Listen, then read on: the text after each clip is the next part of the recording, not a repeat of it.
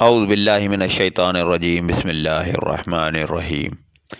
بنی اسرائیل کے دو بھائیوں کا واقعہ بیان کیا جاتا ہے کہ بنی اسرائیل میں دو بھائی تھے، جن میں ایک مسلمان تھا اور دوسرا کافر تھا۔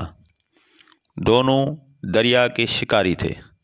کافر بت کو سجدہ کرتا تھا، مگر جب مچھلیوں کے لیے جال تیار کرتا تو اس میں ڈھیروں مچھلیاں آ جاتی کہ اس کو کھینچنا بھی اس کے لیے مشکل ہو جاتا، مگر مسلمان کے جال میں صرف ایک ہی مچھلی آتی تھی اور اسی پر صبر کے ساتھ خدا کا شکر ادا تھا۔ اتفاقاً ایک روز اس مسلمان کی بیوی اپنے مکان کی چھت پر گئی تو اس کی نظر کافر کی بیوی پر پڑی، جو زیور اور بہترین لباس سے آراستہ تھی۔ یہ دیکھ کر اس مسلمان کی بیوی کے دل میں وسوسہ پیدا ہوا کہ کاش میں بھی ایسی ہی ہوتی۔ تو کافر کی بیوی بولی، تو اپنے شوہر کو اس پر آمادہ کر لے، وہ بھی میرے شوہر کے معبود یعنی بت کی عبادت کیا کرے، تاکہ تو بھی میری طرح مالدار ہو جا۔ یہ سن کر مسلمان بھائی کی بیوی کچھ غمزدہ سی ہو کر نیچے آئی، اور جب اس کا شوہر گھر آیا تو اس نے بیوی کا حال متغیر دیکھ کر دریافت کیا، آخر کیا بات ہے جس سے تو اس قدر غمزدہ معلوم ہوتی ہے؟ تو وہ کہنے لگی، بس میاں، یا تو تم مجھے طلاق دے دو یا اپنے بھائی کے معبود کی عبادت شروع کر دو۔ یہ سن کر اس کے شوہر نے کہا، خدا کی بندی، تو خدا سے نہیں ڈرتی؟ ایمان کی دولت ملنے کے بعد یہ کفر کی باتیں کرتی ہے۔ تو عورت بولی، پس مجھ سے اب زیادہ باتیں نہ بناؤ، میں بھی دوسری عورتوں کی طرح اچھا لباس اور اچھے زیورات پہننا چاہتی ہوں۔ جب اس مرد مومن نے دیکھا کہ یہ عورت ضد پر اتر آئی ہے اور اس کا اصرار حد سے بڑھ چکا ہے، تو اس نے عورت کو تسلی دی، کہا، اچھا، گھبرانے کی ضرورت نہیں ہے، میں کل سے کاریگروں اور مزدوروں میں جا کر محنت کر کے تجھے روزانہ 2 درہم دیتا رہوں گا، تو اس سے اپنی حالت درست کر لینا۔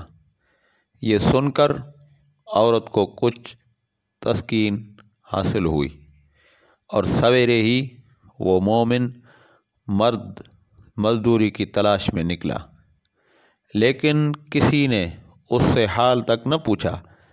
یہ دیکھ کر وہ دریا کے کنارے پہنچا اور شام تک اللہ کی عبادت میں مصروف رہ کر رات کو جب گھر آیا تو بیوی نے دریافت کیا آج تم کہاں تھے؟ وہ کہنے لگا، میں بادشاہ کی خدمت میں مصروف تھا، اس نے مجھ سے 30 دن کام کرنے کی شرط کی ہے۔ عورت نے کہا کہ آخر وہ بادشاہ تم کو کیا دے گا؟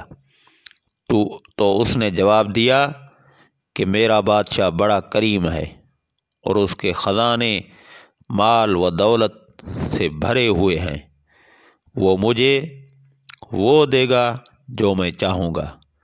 چنانچہ اسی طرح برابر وہ اپنے معبود برحق کی عبادت میں مصروف رہا، اور 30ویں رات ہوئی تو بیوی نے کہا،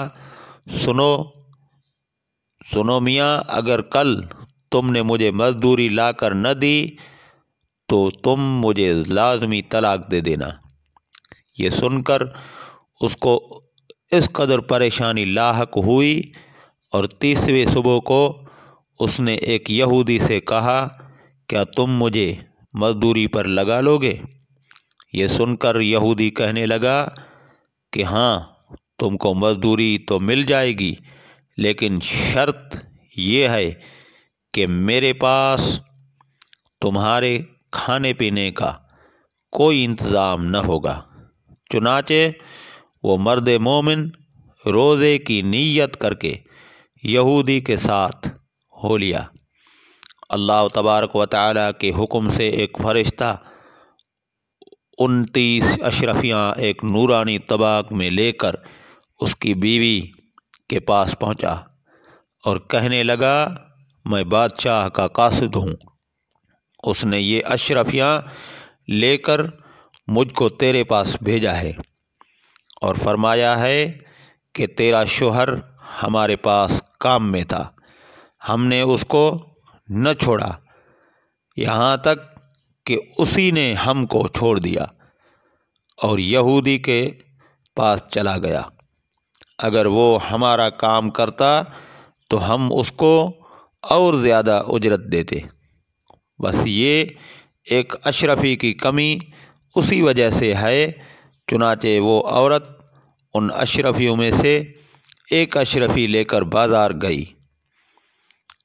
سونار نے اس کی 1000 قیمت عورت کے ہاتھ میں رکھ دی، اور جب شام کو وہ مومن مرد گھر واپس لوٹا تو عورت نے اس سے دریافت کیا، آج تم کہاں تھے؟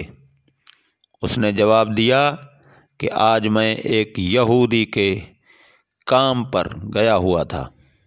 تو بیوی کہنے لگی کہ آخر بادشاہ کی خدمت ترک کر کے تم دوسرے کی خدمت کیوں کرتے ہو؟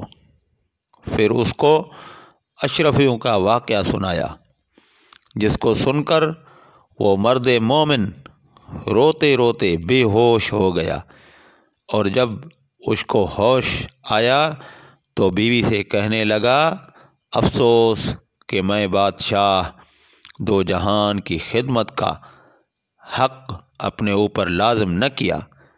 اس کے بعد اس شخص نے عورت کو چھوڑ دیا اور پہاڑوں پر چلا گیا، یہاں جہاں خدا کی عبادت میں مصروف رہ کر اس کا انتقال ہو گیا۔ اللہ تعالی اس پر اپنا رحم فرمائے، آمین۔ وآخر دعوانا